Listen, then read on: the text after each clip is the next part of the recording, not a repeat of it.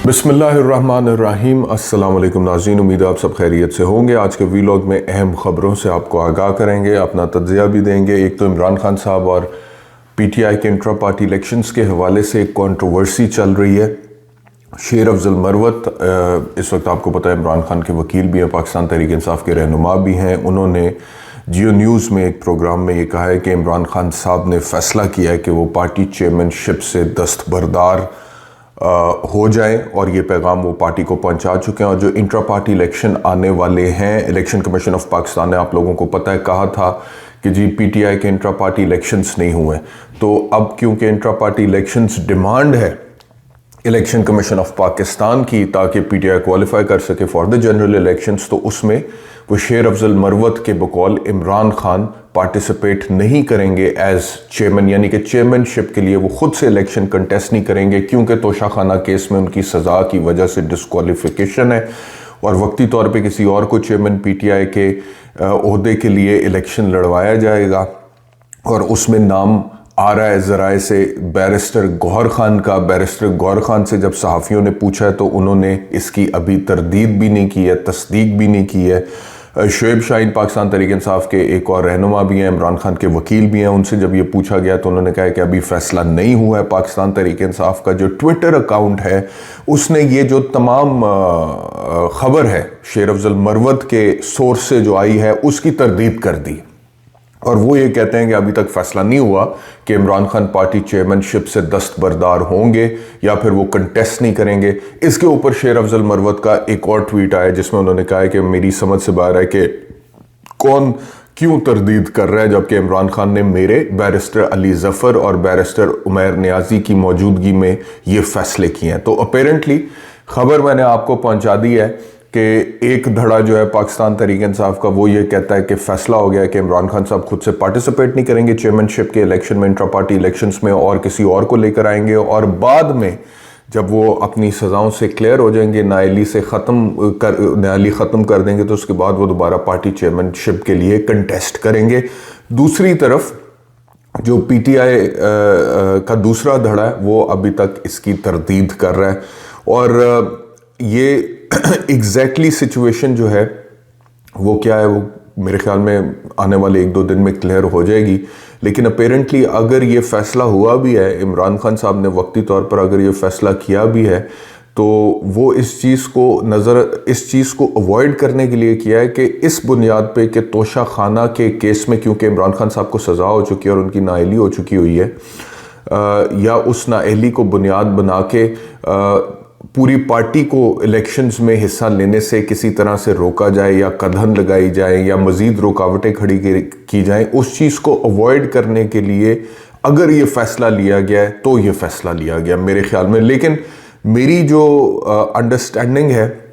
Of the political situation in Pakistan right now, मुझे उसमें लगता है कि इमरान खान साहब फ़िलहाल कोई भी फ़ैसला ले लें, चाहे चेयरमैनशिप से दस्तबरदार क्यों ना हो जाए, बैरिस्टर गौहर खान या किसी भी और शख्स को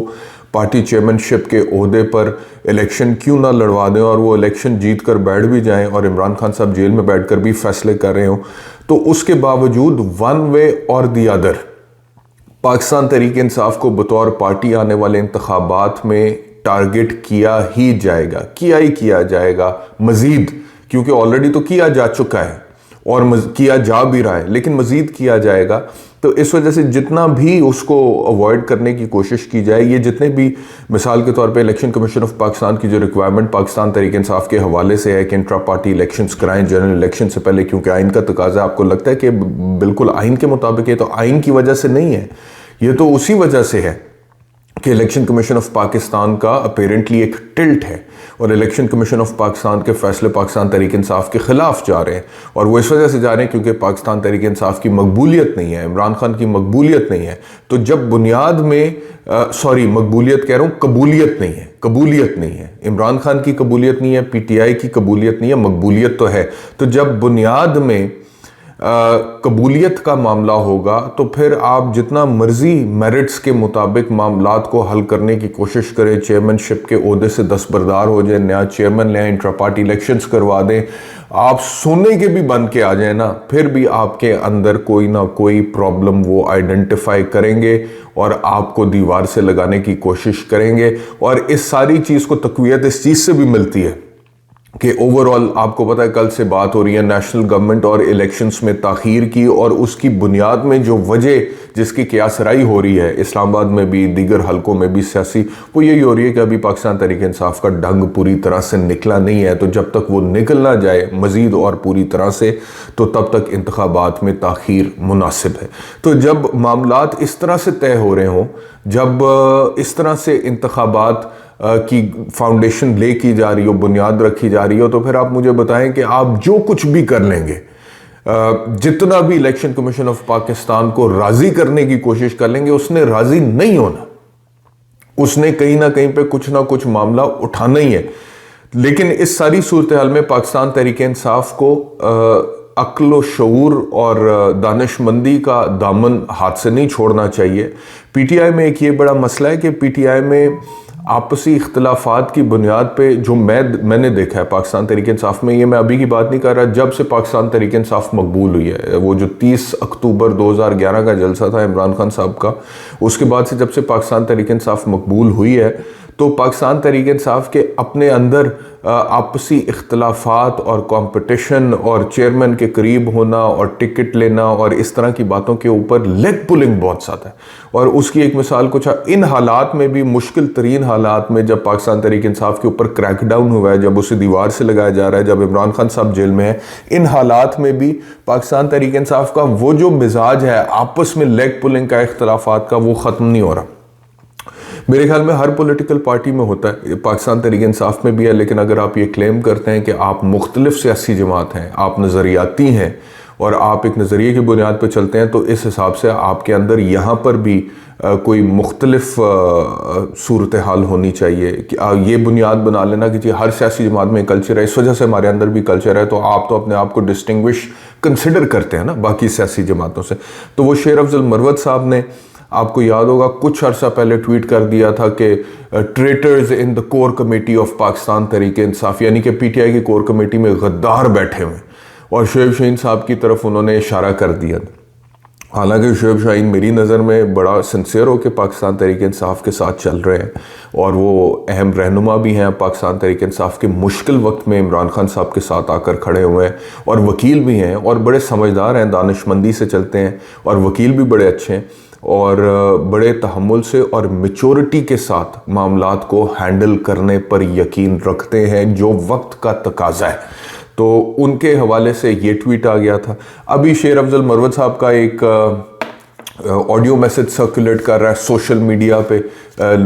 लीक हुआ है, वो आतिफ खान के हवाले से, कि आतिफ खान ने कारकुनों को पैगाम भेजा है कि कन्वेंशन से बॉयकॉट करना है। तो उन्होंने अली मीन गंडापुर को कहा है कि आप शो कॉज नोटिस भेजें आतिफ खान को इस बात पे, और इस मामले को आखिर तक मंतकी अंजाम तक लेकर जाऊंगा। तो ये जो आपस की लड़ाइयाँ इनकी हैं ना, एक तो ओवरऑल जो सियासी सूरत हाल है पाकिस्तान तहरीक इंसाफ से, जो स्टेटस को की लड़ाई है, वो तो पीटीआई को दीवार से लगा ही रही है, लेकिन जो इनकी आपस की लड़ाई है, आपस के इख्तलाफात हैं, जिनको अभी ये पसे पुश डालने की बजाय सामने लाकर उसके ऊपर,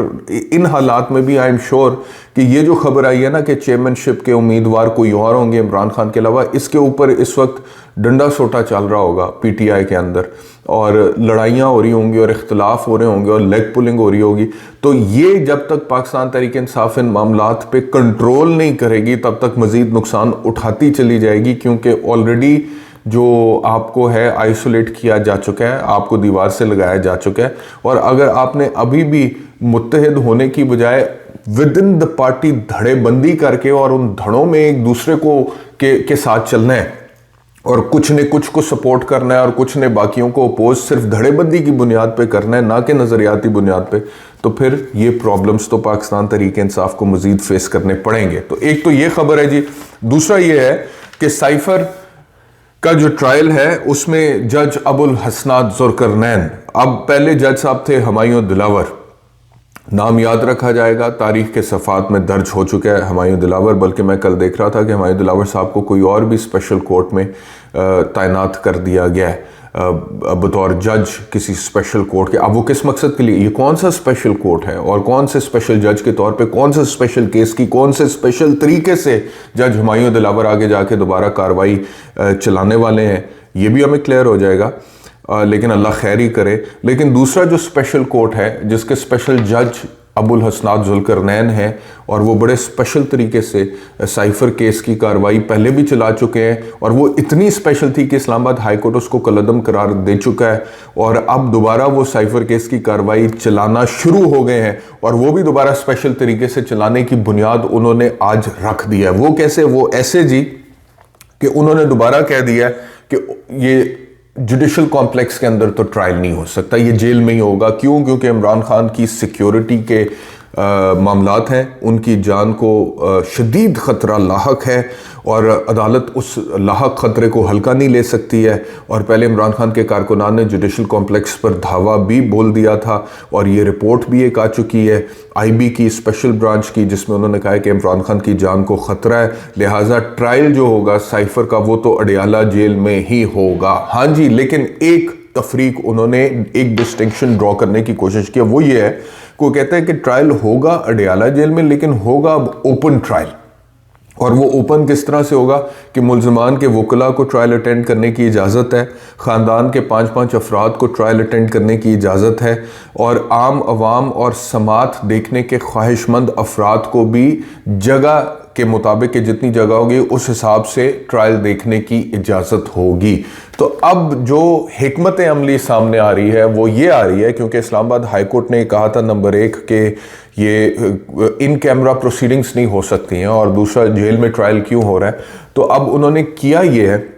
कि क्योंकि आज भी सुपरिटेंडेंट जेल ने इमरान खान साहब को और शाह महमूद कुरैशी साहब को पेश नहीं किया on the basis of the report submitted by the intelligence bureau and special branch की, जी उनकी सिक्योरिटी के मामलात हैं, तो उस रिपोर्ट को बुनियाद बना के उन्होंने कह दिया है कि जी होगा ओपन ट्रायल लेकिन होगा जेल में ही। अब सवाल ये पैदा होता है कि जो ट्रायल जेल में होगा क्या वो ओपन ट्रायल हो सकता है या नहीं हो सकता। यानी कि पहले भी ट्रायल तो जेल में ही हो रहा था लेकिन आप वबांगे दोल कह रहे थे कि ये ओपन ट्रायल नहीं है, अब आप दोबारा जेल में ही कर रहे हैं लेकिन आप ये कह रहे हैं कि क्योंकि इस्लामाबाद हाई कोर्ट का फैसला आ चुका है ये ओपन ट्रायल होगा। अब ओपन ट्रायल को डिफाइन जिस तरह से जज अबुल हसनात जुल्करनैन ने किया, उन्होंने कहा है कि मुल्ज़िमान के वकला होंगे, ख़ानदान के 5-5 अफराद होंगे, आम अवाम और समात के ख्वाहिशमंद समात देखने के ख्वाहिशमंद अफराद को ट्रायल देखने की इजाज़त होगी। आई एम श्योर इसके अंदर वो मीडिया को भी शामिल कर लेंगे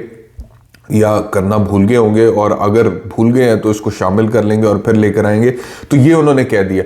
अब ये जो ट्रायल अगर इस तरह से चलता है, क्या ये ओपन ट्रायल की डेफिनेशन में फॉल करता है या नहीं करता? कहना एक बात है, ट्रायल का होना दूसरी बात है, और फिर मीडिया को किस हद तक इजाज़त दी जाती है उस ट्रायल को कवर करने की, ये एक तीसरी बात है, और उस ट्रायल पे फिर कमेंट करने की किस हद तक इजाज़त दी जाती है ये एक चौथी बात है, और उस ट्रायल की खबरें किस हद तक लगाने की इजाज़त दी जाती है, कितने मीडिया चैनल्स के, कितने अखबारात के, कितने रिपोर्टर्स को वहाँ पर बैठने की इजाज़त दी जाती है, ये एक पाँचवीं बात है। तो ये जितनी भी बातें हैं ये जब होंगी तो फिर पता चलेगा कि अगर मिसाल के तौर पे ट्रायल जेल में ही शुरू होता है और जेल में ही इसकी कार्रवाई को आगे चलाया जाता है, तो जिस अंदाज में ये शुरू होगा उससे तब पता चल सकेगा कि जेल में भी ओपन ट्रायल हो रहा है या नहीं हो रहा है। अपेरेंटली जेलों में ओपन ट्रायल नहीं होते हैं, जेल में जो होता है वो तो इन कैमरा ही होता है, क्योंकि जज साहब जेल में जाते हैं, जेल का अपना एक माहौल होता है, उधर आम आवाम को जान। तो अगर आप जेल खोलने जा रहे हैं आम आवाम के लिए और समाज देखने के ख्वाहिशमंद अफराद के लिए और मीडिया के लिए, तो फिर आप जुडिशल कॉम्प्लेक्स में वही सिक्योरिटी कर लें। मतलब कि क्या प्रॉब्लम है फिर? आप जुडिशल कॉम्प्लेक्स में, यानी कि आप जेल में कर सकते हैं लेकिन आप वहां नहीं कर। इसका मतलब यह है कि एग्जैक्टली ट्रायल उस तरह से नहीं होने जा रहा है जिस तरह के जुडिशल कॉम्प्लेक्स में होता है, ये जरा डिफरेंट तरीके से। तो जब ये शुरू होगा तो सर्टनली पाकिस्तान तहरीक इंसाफ के वकला और इमरान खान दोबारा इस पर एतराज़ उठाने का हक रखते हैं। फिर वो ट्रायल ओपन ट्रायल हो रहा है in accordance with the definition of an open trial in law,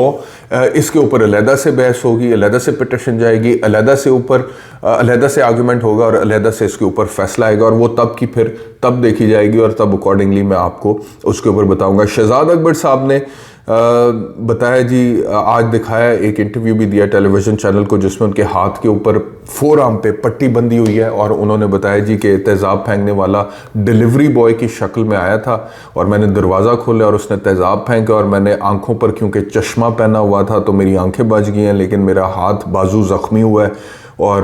police ने जो है तेज़ाब की बोतल अपने कब्ज़े में ले लिया और उसके फिंगरप्रिंट्स भी अपने कब्ज़े में ले लिए और अब मज़ीद तफ्तीश तहकीक हो रही है इस हवाले से। एक और ख़बर जिसका मैं जिक्र करना चाहूँगा, कल से मैं सोशल मीडिया पे देख रहा हूँ बिलाल पाशा, एक नौजवान लड़का जो कि सीओ कैंटोनमेंट बोर्ड बन्नू लगे हुए थे, उनके पहले वो बहुत हम्बल बैकग्राउंड से राइज करके सीएसएस का इम्तहान क्लियर करके वो इस ओहदे तक पहुंचे थे और पहले की पुलिस में सब इंस्पेक्टर के तौर पे भी सर्व करते रहे और जनूबी पंजाब से उनका ताल्लुक़ था और बड़े सादा से उनके वालिद मोहतरम हैं। तो वो उनके इंटरव्यूज़ वगैरह भी तब टेलीविज़न चैनल्स पे दिखाए जाते रहे हैं जब उन्होंने सीएसएस किया है कि देखें बिल्कुल हम्बल बैकग्राउंड से एक लड़के ने मेहनत बलबोते पे अपने सीएसएस कर लिया। तो उनकी मौत की खबर आई और उसके बाद अब जो पुलिस है वहाँ की लोकल बन्नू की डीपीओ जो है और डीएसपी जो, उन्होंने कहा है कि खुदकुशी है, जबकि उनके वालिद का बयान ये आया है कि उसने कभी परेशानी और टेंशन की शिकायत मुझसे नहीं की थी, लेकिन पुलिस काफ़ी हद तक डिक्लेयर कर चुकी है that this is a case of suicide और वो कह रहे हैं कि पोस्टमार्टम रिपोर्ट भी आएगी तो उसमें भी ये मामला मज़ीद क्लियर हो जाएगा। तो मैं certainly I'm not in a position to pass any judgment with respect to the investigation of this case, but I have a few questions और वो questions ये हैं कि ये नौजवान जो है क्या ऐसे वाक़यात हो गए थे या क्या मामलात ऐसे थे कि अगर ये ख़ुदकुशी थी भी तो कैसे इस नहज को पहुंचा कि एक हम्बल बैकग्राउंड से शख्स उठा और उसके बाद सीएसएस कर लेता है और उसके बाद हालात अगर यहाँ तक पहुँचते हैं तो प्रॉब्लम क्या है। और आप अगर देखें, ऑब्ज़र्व करें, पिछले 4-5 साल का रिकॉर्ड उठाकर देखें तो बहुत सारे नौजवान सीएसएस क्वालिफाइड ऑफिसर्स आपको कई केसेस ऐसे मिल जाएंगे जो डीपीओ थे और उन्होंने ख़ुदकुशी की है और अपने दफ्तर में बैठे हुए यूनिफॉर्म्स में उन्होंने अपने सर पर गोली मारी है और ख़बरें आपको आती रही हैं। मैं नाम भी ले सकता हूँ, बहुत सारे ऐसे केसेस पहले माजी में रिपोर्ट हो चुके हुए हैं। अब पुलिस के मुताबिक this is yet another case of suicide. तो I just want to know कि जी ये क्यों, कौन से ऐसे प्रेशर्स होते हैं, क्या कोई ज़मीर पे बोझ होता है, क्या होता है कि मामलात यहाँ तक चले जाते हैं बज़ाहिर एक ऐसी नौकरी करते हुए जिसकी ख्वाहिश बहुत सारे यंग बच्चों को होती है कि जी हम सीएसएस कर लें। तो इसके ऊपर बात करेंगे आने वाले दिनों में। फ़िलहाल इतना ही इस व्लॉग में। अपना ख्याल रखिए। अल्लाह हाफ़िज़।